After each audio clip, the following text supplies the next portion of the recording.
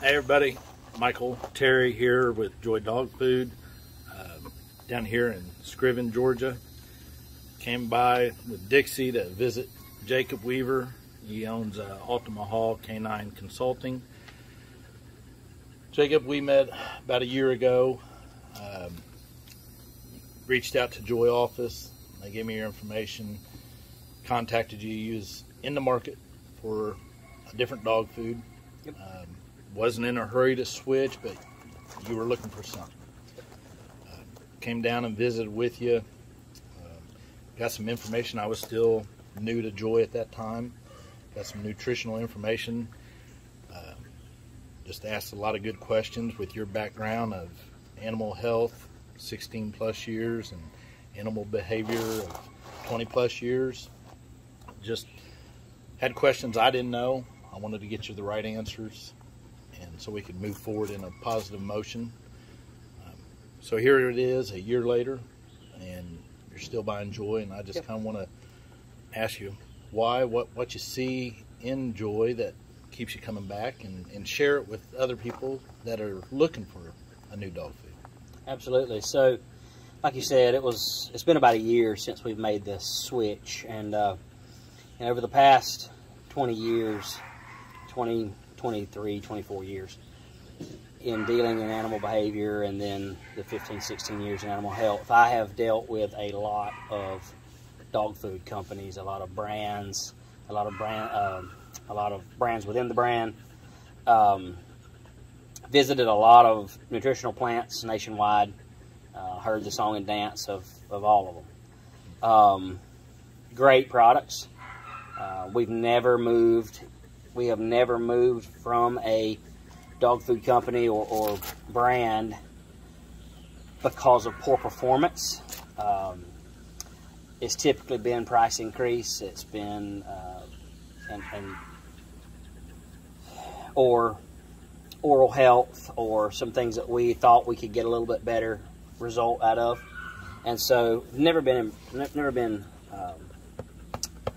upset at any of the brands that we have fed here, and we've had some good relationships with a lot of big brands. And so what led us to Joy, one of our kennel partners and friends was feeding at their kennel, and we looked it up. We were in the market to look for a product with the COVID. You start looking at where your dollars are going, and in a business like this, aside from payroll and operational costs, dog food is the top expense on the chart. And so if we could locate a quality food that was of equal or better nutritional value than what we were feeding currently at a better price point, it would be a lot better, because we wouldn't have to up our prices to our clients. We wouldn't have to have that outgo every month. And so that's what led us to Joy. We looked at 2 or 3 different brands. Really didn't have an intent to switch at all. It was just one of the check marks off of being a good steward of the funds and our clients' dollars. And so met with you. You came out, first dog food rep that I can remember that's came out to the farm, and looked at the operation and shook hands and said, "Hey, I'll do what I can for you." I honestly didn't have a lot of faith in that to start with, because we get told a lot, we get fed a lot in this industry. Yep. And so, but you were sincere in that. You came, and you came back multiple times, and we decided that we would step into this food trial. Made our staff aware, made our clients aware that we would be going down this path at least 90 days. Food trial should last at least 90 days. You can't expect to feed a bag of dog food and see a change in a dog. That's about like us starting a diet and expecting change in 3 days. Exactly. And so we signed on for a 90-day commitment, and we got our first delivery. We switched everything over. We had to do it in stages. Switched everything over, and I tell you, the results were kind of crazy. We weren't expecting what we saw.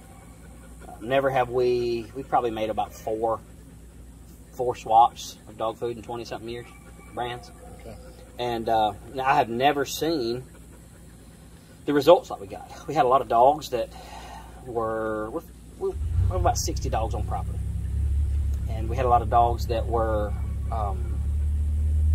used to only getting off against stools, some higher stress dogs, bird dogs, some Malinois shepherds in training. And so we started seeing some of these dogs check down and start having normal bowel movements. We saw a particular bird dog that we've got for the first time in his life, 8 years. He had standard normal stool consistency.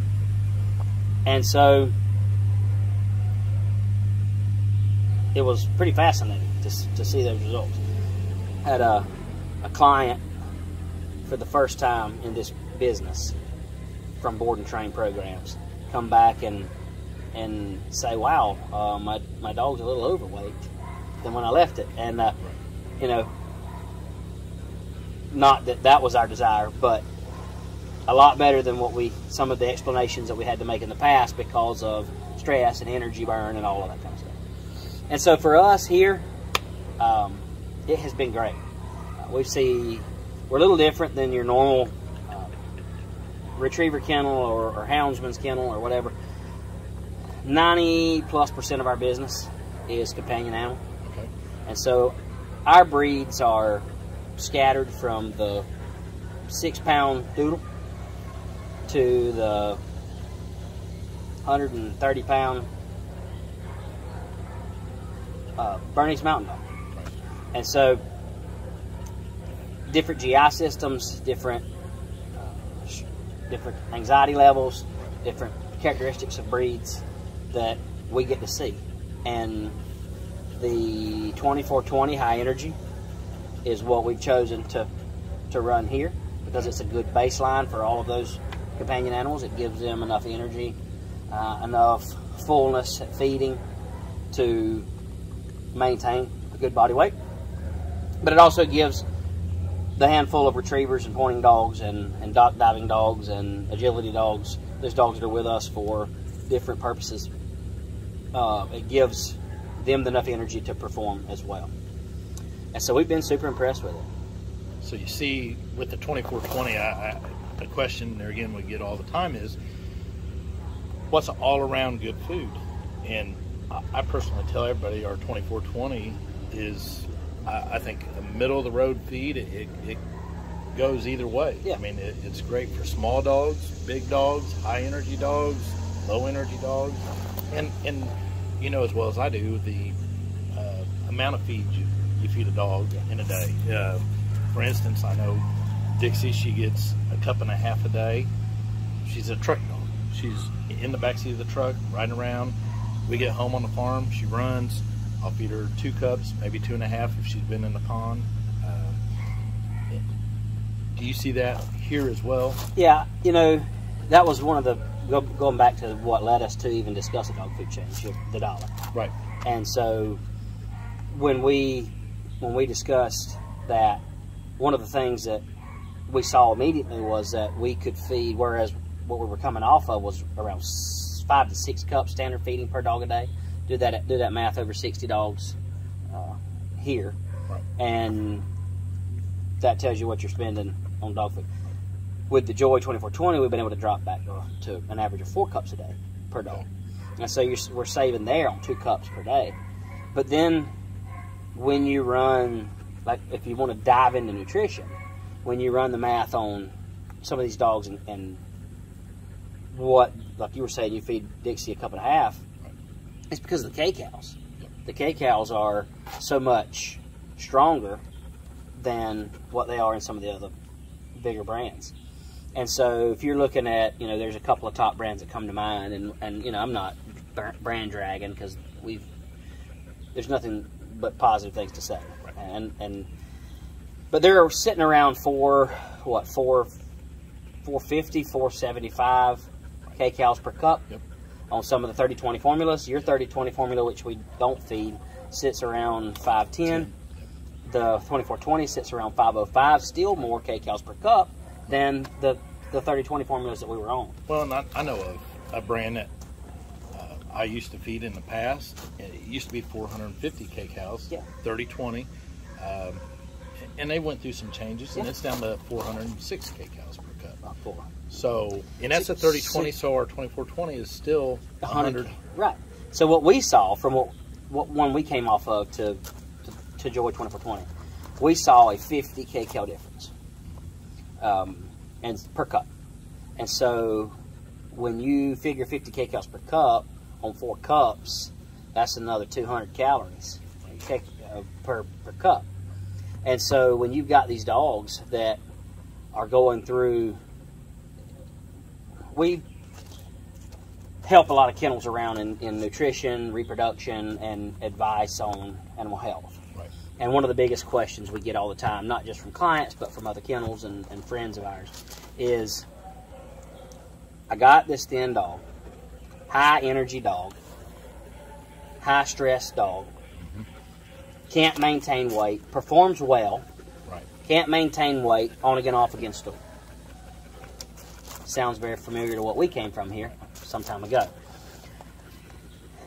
And it would seem that if you were to feed that dog more food, put more volume in it, you could increase its weight. And that's not necessarily how it works.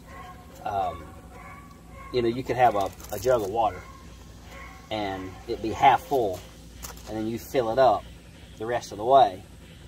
That's how you fill it up, is to put more volume in it. But if you set it out here in the sun, it's going to evaporate and burn calories continually.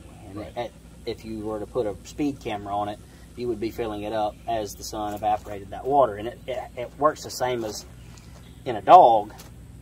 When that dog starts eating volume because of its standard behavior, stress, whatever, if it's especially in like some of our training centers and our friends' training centers, some of these dogs are side by side, and so stresses a little bit, and they tend to eat pretty ravenously and suck down more volume. Right. Regardless of if they are full or not, they eat fast. And that tends to create the diarrhea. And well, then the result is, okay, we'll feed more, and then you're on this feeding more, loose stools, feeding more, loose stools, feeding more, loose stools, and develop these GI problems that are on again, off again. And so by feeding a formula that you can reduce your volume to keep from stressing the gut, because the gut's got one job, and that's to process this and then get rid of it. And so the more you're putting through the gut, the heavier it's working, the faster it's working. And so if you can slow things down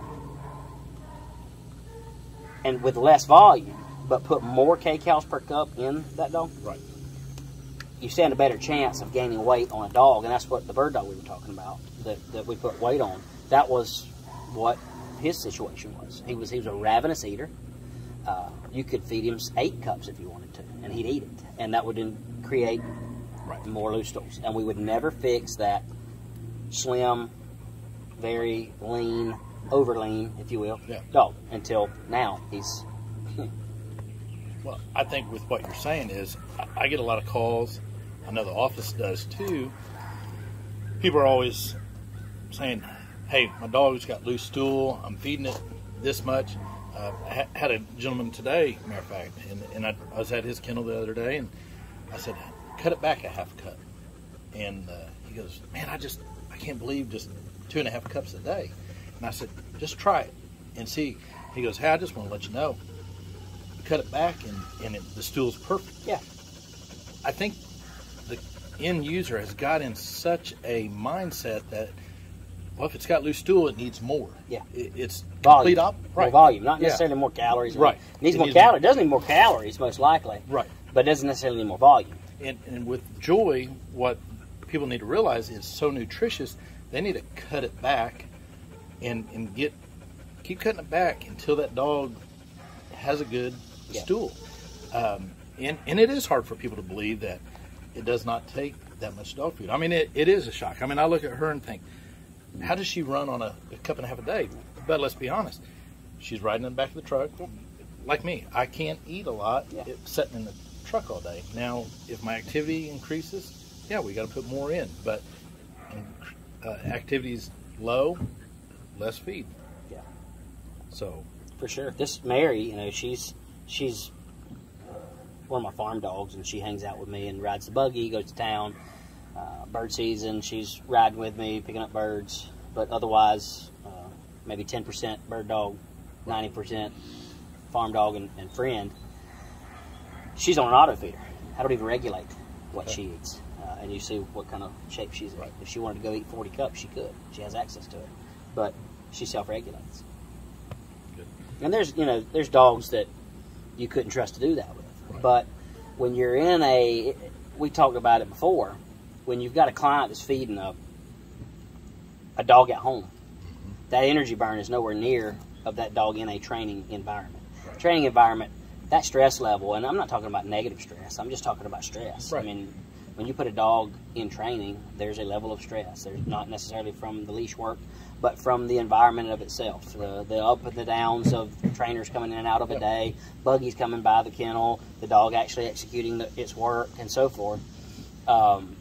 And so when you have that up and down, that dog doesn't rest much throughout the day. Whereas at home with their families, because again, most of these are companion dogs, with their families, they rest all day. Yeah. They're either crated or they have the run of the house, but there's really nothing going on at home or whatever. And so even if it's a dual purpose dog, that's a family dog but also a sporting dog in the seasons, that dog is not necessarily going to burn a whole lot of energy just because it went 3 times duck hunting this season. Now, if it goes and spends 62 days in Arkansas, yeah, you're going to see, like you talked about her on the farm, you know, adding a little bit of volume to that because of the calorie burn. That calorie intake is needed. Well, and it's like sitting here with your kennel here in the background. When I got here, I heard a lot of activity. Yeah. And now that we've been out here for a little while, don't hear nothing. And then I know as soon as we probably move around, you'll hear some activity. Sure. So people have to step back and understand that process with dogs. And, you know, they hear you say 4 cups, and they think, well, how is it from 4 cups to a cup and a half or 2 cups? What Michael's saying. Yeah, yeah. But you've got more activity going on in this kennel. There's a lot more calorie burn. There's a lot more, and we've got growing dogs. I mean, Dixie is a adult dog who you're looking at maintenance weight on. The majority of our client dogs come in here at 6 to 9 months of age. They're growing. They're hitting that growth spurt. Plus, you add the stress and the anxiety and of all the activity that's going on the farm, and then the training itself. Yeah, I mean, there's a lot more energy that's burning out there. Yeah. As far as Joy as a dog food, you know, we've got pumpkin, we've got the glucosamine conjointly, we've got a vitamin pack, we've got all the goods in a bag of dog food. Yeah. And I hear this also. Well, why is yours more than brand X? Let's compare apples to apples. And when I say that, I mean, look at all the extras that Joy is putting in that bag compared to brand X. Well, and look, you know, look at the market of dog food. Yeah. I mean, just in the past 10 or 15 years, how many new brands have come to market? Mm-hmm. I mean, it's the fad. Pet food, pet care is over a $2 billion industry or something of that nature, I heard. So everybody's fighting the market with a new, dog food. If there's chefs that have dog food companies, so when you start comparing dollars, like you have to compare apples to apples. Right. You can't say, well, I'm going to compare this to this, because it works the complete opposite way. We can compare Joy to this, and Joy is half again less expensive than this. Right. Well, if this is half again less expensive than Joy, do your homework. What makes it happen? What makes it? Is it of equal or better nutritional value? Check it out. Do your research. I mean, that's what we had to do. Right. And we were in that same market where we were with a company, and we said, hey, let's look at something, and then let's do a food trial on it before we jump ship. We didn't abandon everything and just say we're going with Joy. We put our dogs through it and made that decision when we saw the results. And I think that's everybody that's considering a dog food switch should do the same. And you know, we were talking about dog food. But there's a lot more to overall animal health than just dog food. And so people look at, they wash their kennels out, or they watch their dogs go out in the air, right.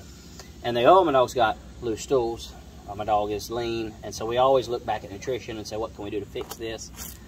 But in this market, in owning and operating a multi-site location of dogs, we do a huge disservice if we're not doing routine fecal checks on our dogs. Because these dogs here, we have dogs that come from multiple states around. Far west is Texas, and as far north as, we've even had a client come from Virginia just to use us to train. And there's a lot of dog training facilities that are really great between here and Virginia that they could have stopped at, but they came in. And so we deal with a lot of different climates, a lot of different lifestyles, where some pets are in the home and never really exposed to the elements, and then there's some are just outside in the elements and never really exposed to the home. Right. And so there's different dogs that may come into a training environment like this with parasites, even though they've got a negative fecal float from their vet when they come in, and they say, oh yeah, he's been checked for everything, it's great. But then this dog has loose stools. Well, as a kennel, we say, oh, it's stress, they just got here. It's a good way to chop it up. Right. Diet change. Some of these people don't bring their dog food, so immediately they're swapped over to this. And then, but if this keeps up, if we're not doing fecal flotations to check behind our clients, behind their veterinarians, behind ourselves, then we're doing a huge disservice to these dogs. I mean, you can't blame it on the dog food unless you have regular fecal checks. And some of these dogs, our friends that run the country more so than we do, they land in a different place 3 or 4 times a year. Master Nationals and the Grand and the SRS and Bird Dog Retriever Trials or conferences and seminars and all over. I guess with talking with you on nutritional value and facts, I want to get this video out, let people get some feedback, and maybe revisit with you and dive into some more in-depth.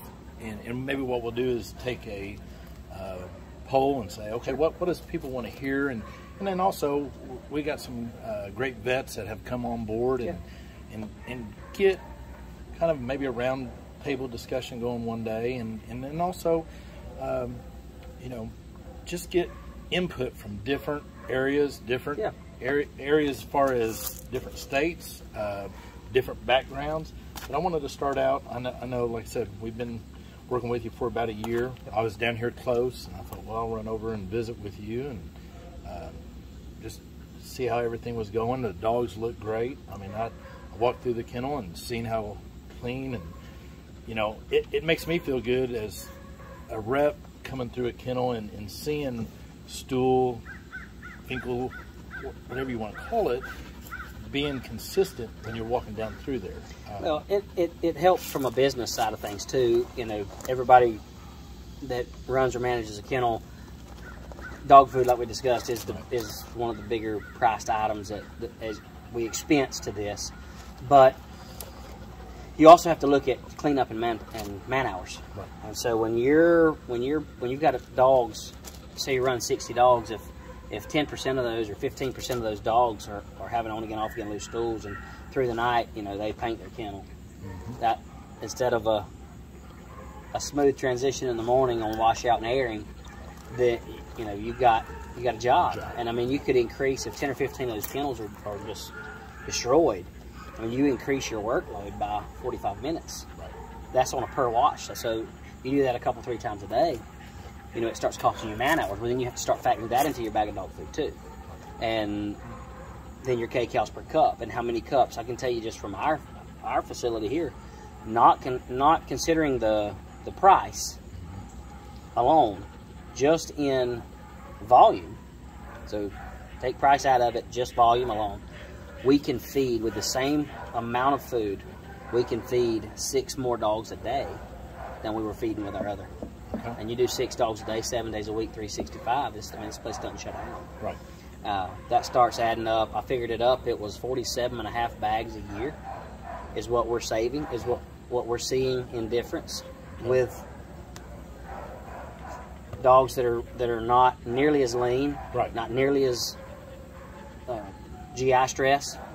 And so I think, you know, Wade and the gang, however they put this formula together, I really like it. We fed some of the super meals and the puppy formulas as well, and it seemed to be really good. But this 24-20 formula, I really like it. I really like the kibble size of it. So it's a little bit bigger than the super meal, Right. and I'm a pretty big on oral health. I like that, and so yeah, I think they did a phenomenal job putting it together, and even the bag, you know, it's a nice plastic bag.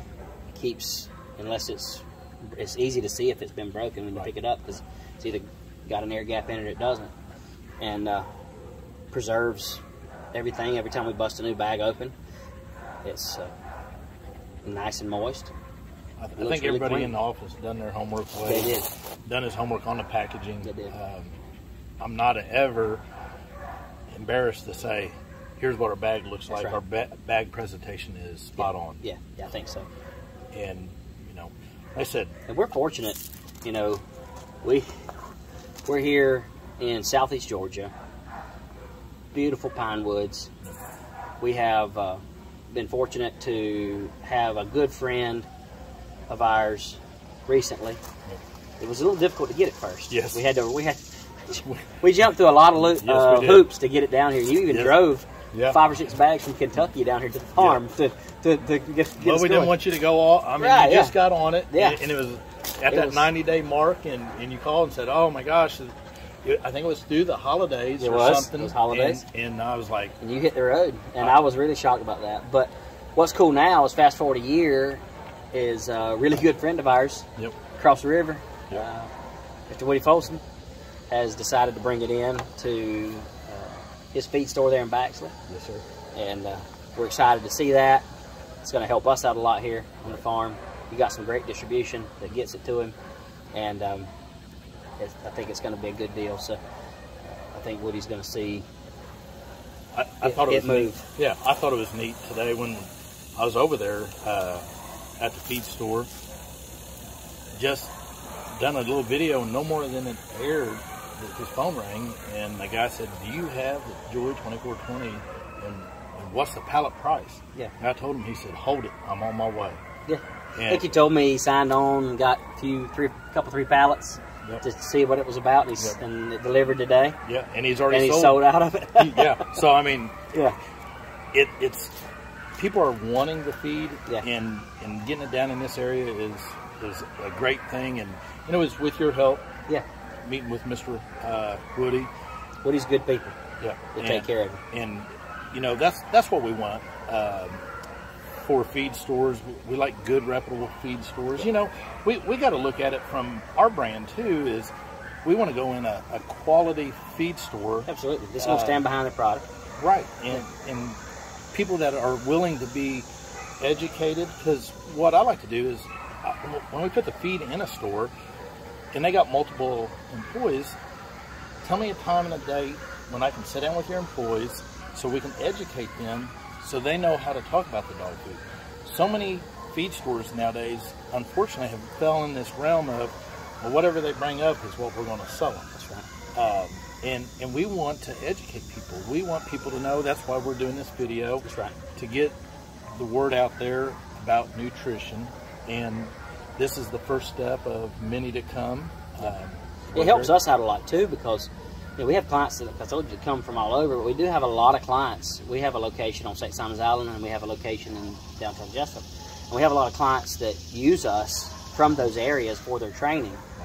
And so they come and they go, "Wow, my dog," Kylie was talking to a client from Oklahoma today that we've had their dog in training, and she was like, "Wow, what's my dog?" She's a breeder of IBs and hounds. Okay. And she was like, "Wow, how does my dog look that good?" Because those dogs run really lean. Oh, yeah. And so their struggle in that breed community is weight, and making them, they're supposed to run lean, but keeping them from looking so lean that they look malnourished. Right. And so she was very impressed with the pictures and such that she was sent, and Kylie was telling her about Joy, and I mean, one of the questions is, where do I get it, how do I get it, whatever. And so we have that all the time. Hey, can I buy some? we're fortunate we buy enough that we're able to do that here and there. But it is nice to know Woody's bringing it on, that we can say, hey, you know, there's a feed store right here in the area that you can run and pick it up from. And everybody, just so you know, go on joydogfood.com. There's a dealer locator. Put in your zip code, and it'll pull up the nearest dealer. And if you need to, call the office, call myself, and we will find a store for you. Or if you have a store that is close, let us know that name, and especially if you know the person in the feed store, we will personally reach out, and that helps us get in the door. We want to get the feed out to everybody that's wanting it, and like I say, with Jacob, we finally, you know, it's been a little process getting it down this far south, but here we are, and you know, we're here to stay. We've got so many people with good testimonials coming through and loving what they're seeing. The biggest thing of it is just being willing to listen and learn how to feed the dog food the right way. And if you are anywhere near Scriven, Georgia, or not, look us up. We can help you with any dog training, obedience. We have a dock diving facility here on site. Let us know. We'd love to help. Also, if you're anywhere near the Golden Isles, we have a location there in the Golden Isles for boarding, grooming, and daycare. So look us up there. And then a grooming facility in the heartbeat of our Jessup downtown. Nice. Well, I appreciate your time. Thank you. And great Appreciate seeing you you. again. Absolutely. And look forward to doing more videos ahead. Absolutely. All right. Thanks a lot.